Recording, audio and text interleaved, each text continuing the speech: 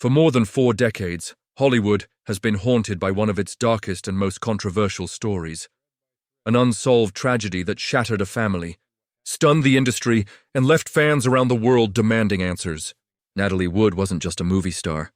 She was a symbol of innocence, beauty, and vulnerability. Her performances lit up screens, her life fascinated millions, and her sudden, chilling death in 1981 became one of the most disturbing mysteries in entertainment history. And for years, the truth stayed buried beneath conflicting statements, shifting timelines, and unanswered questions that never faded away. On a cold November night, Natalie boarded a yacht with her husband, Robert Wagner, and her co-star Christopher Walken. By morning, she was found floating in the water, lifeless, bruised, and far from the boat where she was last seen alive. The official explanation did little to calm the storm. Instead, it raised even more suspicion. How could one of Hollywood's brightest stars simply vanish into the darkness? Why were key details missing? And why did the stories of those on board keep changing? Investigators tried to shut the case, reporters tried to move on, and Hollywood tried to forget. But the public never did. And now, after new witnesses, new technology, and new pressure, the truth has finally cracked open. What investigators uncovered is disturbing. What experts revealed is unsettling. And what witnesses admitted after staying silent for years has changed everything. Natalie Wood spent her entire life under the spotlight, but no amount of fame could have prepared her for the mystery that would one day overshadow her legacy. Long before that tragic night, she was already a complicated figure, deeply admired, deeply loved, yet quietly struggling with fears she hid behind her warm smile. Those who worked with her often described her as gentle, thoughtful, and sensitive. But behind that kindness was a woman who carried the weight of intense anxiety and an unsettling fear of dark water, a fear she never fully understood. Her mother once claimed Natalie had survived a frightening incident as a child involving water, and that memory stayed with her throughout her life. As her career grew, so did the pressure around her. Natalie had been acting since she was a small child, and the entertainment world never gave her time to breathe. Directors demanded perfection, studios demanded dedication, and the public demanded a flawless heroine. She delivered every time, but at a cost. By the time she reached adulthood, she had already lived through more emotional storms than most people face in a lifetime. Her relationship with Robert Wagner was one of Hollywood's most talked-about romances. They married young, divorced, reunited, and married again. A cycle filled with passion, confusion, and moments of tension that spilled into their private life. Friends said they had a bond that was powerful but fragile, fueled by love yet marked by insecurity. Though they tried to present themselves as the perfect couple, whispers from those close to them suggested their home life wasn't always peaceful. When Natalie began filming with Christopher Walken shortly before her death, rumors started swirling again.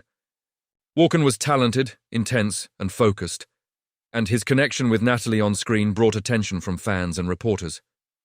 Whether those rumors had any truth behind them remains unknown. But what is clear is that the situation added pressure to a marriage that was already under strain. Even Wagner later admitted he felt uneasy during that time, though he insisted there was nothing to worry about. Still, tension quietly built up as filming continued. By late 1981, Natalie was exhausted. She wanted a break, a peaceful moment away from the constant noise of Hollywood. That desire for rest led her to join Wagner and Walken on a weekend boat trip to Catalina Island. She hoped it would be a chance to relax, reconnect, and clear her mind. Instead, it would become the final chapter of her life. In the days leading up to the trip, Natalie confided in a friend that she wasn't entirely comfortable with the plan. She didn't explain why, but her friend later said she seemed uneasy, almost anxious. Despite her concerns, she boarded the yacht with her husband and Walken, hoping the calm ocean would wash away the stress she had been carrying. But once the boat left the harbor, small disagreements surfaced. Witnesses on nearby vessels later reported hearing raised voices, though no one knew what sparked the tension. Some said Natalie appeared upset earlier in the evening, while others claimed Wagner seemed frustrated. These accounts eventually became part of the larger mystery, pieces of a puzzle that never quite fit together. Hours later, Natalie vanished from the yacht. How she ended up in the water remains one of the most debated questions in Hollywood history. Her fear of deep water makes it difficult for many to believe she would willingly step off the boat. And yet, she was found adrift the next morning, leaving investigators with a story that seemed incomplete from the very start. The mystery had begun, one that would haunt Hollywood for decades. By the morning after Natalie Wood disappeared from the yacht, confusion had already begun to cloud the investigation. Authorities rushed to the scene, but instead of finding clear answers, they found conflicting statements, uncertain timelines, and a series of details that simply didn't make sense. What should have been a straightforward report quickly turned into one of Hollywood's most unsettling stories.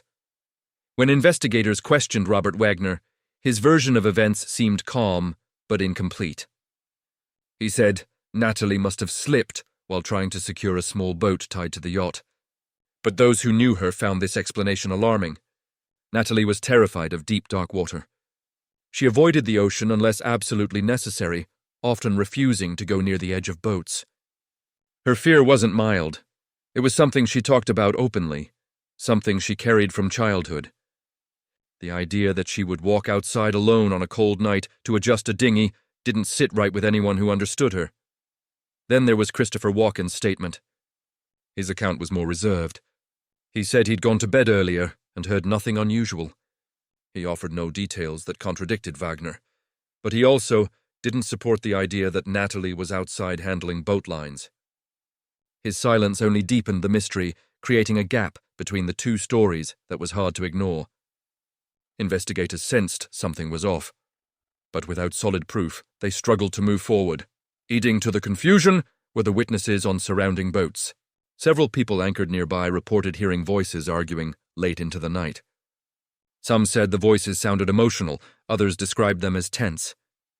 None of them could confirm who was speaking, but the timing matched the period when Natalie was last seen alive. These reports created more questions. Were the voices connected to the tragedy? Or was it a coincidence? The condition of Natalie's body added further complications. She was found with bruises, marks on her arms and legs that didn't align perfectly with the explanation of an accidental fall. Medical examiners noted the injuries, but couldn't officially link them to anything suspicious. Still, the bruises lingered in the minds of investigators. They hinted at a struggle or a sudden impact, yet not enough evidence existed to draw a definitive conclusion. Then there was the timing of the search. Several witnesses claimed they heard calls for help echoing across the water around the same hour Natalie supposedly fell. These accounts said the voice sounded frightened, desperate. But the yacht's crew denied hearing anything like that. If those cries truly came from Natalie, why didn't anyone on the boat respond? Why did the people on neighboring vessels hear something while those on board claimed they didn't? These contradictions cast doubt over the earliest explanations and fueled the belief that key details were still being kept hidden. Over the years, more information slowly surfaced. Technological advancements brought clearer reviews of evidence, and investigators revisited the case with new tools.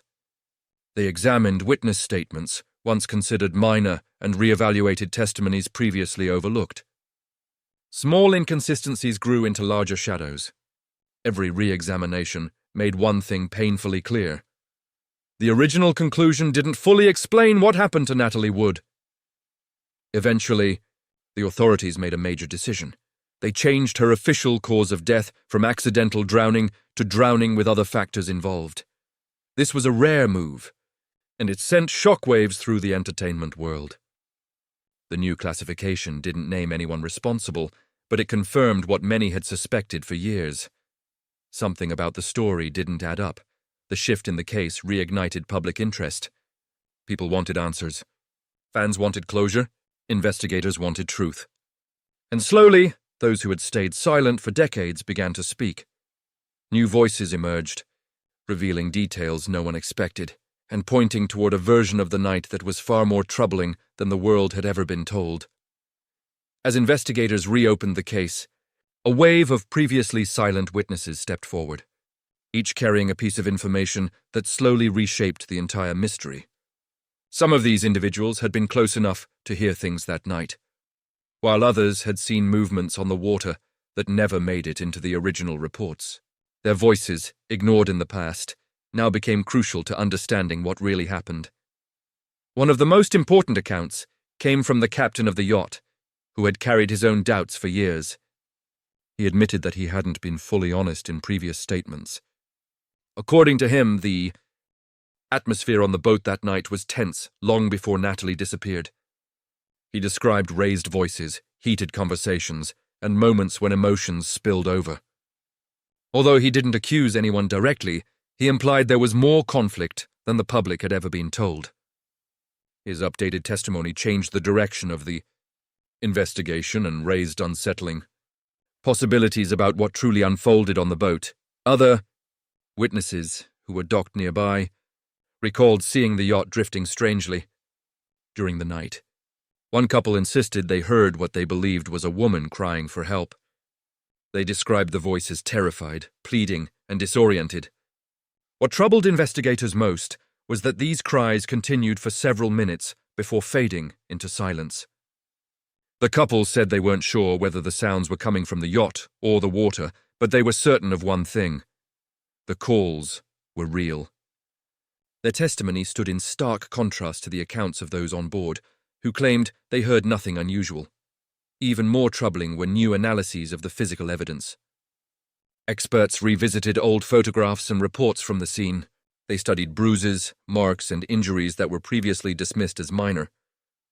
With modern forensic methods, specialists noted that some of the bruises were consistent with sudden force or impact, not simply slipping into the water.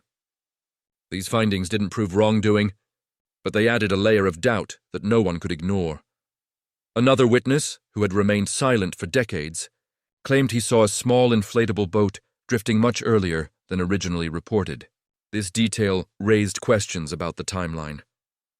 If the vessel was already loose long before the official story suggested, then the entire sequence of events needed re-evaluation. Investigators realized the timeline had been fragile, built on assumptions that didn't match newer accounts. Meanwhile, audio experts reviewed claims from boaters who insisted they heard an argument before the incident. With improved technology, they analyzed the descriptions more carefully. While the voices themselves were never recorded, the consistency of these testimonies suggested that there had been a confrontation. Audible across the water, the tension among the people on board the yacht, especially between Natalie and her husband, had long been whispered about. But these new statements made it impossible to ignore. While none of the witnesses claimed to have seen anything physical, many felt certain that something deeply emotional had happened shortly before Natalie vanished.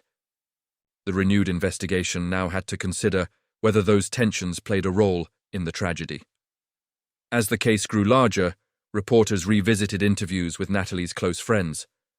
Many recalled her expressing unease about the trip. Some said she was anxious before departure. Others claimed she confided that she wasn't comfortable with the dynamic on board. While these memories couldn't serve as evidence, they painted a picture of a woman, troubled and uncertain in the hours leading up to her death. These new testimonies pushed the authorities to take a closer look at the people who had been on the boat. One individual, in particular, became central to the investigation, not because of accusations, but because of the number of unanswered questions tied to him. His changing statements, emotional history with Natalie, and presence during key moments made him impossible for investigators to overlook. The mystery was no longer about an accidental fall. It had become a story filled with inconsistencies, unspoken truths, and revelations that forced the world to reconsider everything it once believed about the night Natalie Wood disappeared. As the investigation deepened, the picture that emerged was far more troubling than anyone had imagined. Authorities began piecing together the timeline, comparing old statements with new testimonies, and analyzing inconsistencies that had been overlooked for decades. The realization hit hard. The story everyone had been told for years did not fully explain what happened. The version of events once labeled an accident now appeared incomplete, leaving room for troubling possibilities that no one had been willing to consider before. The focus naturally turned to those who were present on the yacht that night. New insights revealed tension and conflict, hints of arguments, and moments of emotional volatility. Witnesses described raised voices, uneasy behavior, and signs that Natalie had been frightened. Though no direct evidence linked anyone to her death, the patterns suggested a series of interactions that made her vulnerable at a critical moment. Investigators concluded that it wasn't just a tragic accident. It was the result of a chain of events, a convergence of fear, miscommunication, an unresolved conflict that led to a catastrophic outcome. Even the physical evidence told a story that had been hidden in plain sight. Bruises, scrapes, and injuries previously attributed to accidental movement now took on new meaning under modern forensic review. The pattern suggested sudden force in certain areas, leaving experts to consider that Natalie may have struggled before entering the water. Combined with the accounts of distant witnesses who heard cries and voices, the picture became chilling. Something had gone seriously wrong, and she had been in danger in ways that were not originally acknowledged. What made the case especially heartbreaking was the realization that she had been alone in her fear. The people closest to her, the ones expected to protect her, were not fully aware, or at least not fully honest, about the danger she faced. Whether it was a misjudgment, a moment of panic, or an unfortunate accident exacerbated by fear, Natalie's vulnerability was undeniable. For a woman who had always appeared strong, confident, and composed, the truth revealed a side of her life that was fragile, uncertain, and tragically human. The renewed investigation also shed light on the long-term impact this mystery had on those involved. The silence, the secrecy, and the conflicting stories had weighed heavily for decades. Survivors struggled with guilt, grief, and unanswered questions. Families were torn apart, reputations questioned, and the shadow of suspicion never fully lifted. For Natalie's fans, the story remained haunting, an enduring reminder that even the brightest stars can face unimaginable tragedy behind closed doors. Ultimately, the truth that emerged from the years of investigation was not comforting. It didn't provide a neat conclusion or a sense of closure. Instead, it confirmed what many feared. Natalie Wood's death was a complex, heartbreaking event shaped by fear, tension, and circumstances that spiraled beyond control. It was a tragedy that could have been prevented, a mystery that might have been avoided, and a life cut far too short. Now, decades later, the world finally has a clearer understanding of what happened that night. The answers are unsettling, the details haunting, and the loss remains profoundly tragic. Natalie Wood's story serves as a somber reminder that behind every public image, there can be private struggles, secrets, and moments of vulnerability that no fame or fortune can protect. Her legacy lives on, not only through her work, but through the enduring quest for truth. A truth that, after all these years, is finally beginning to emerge.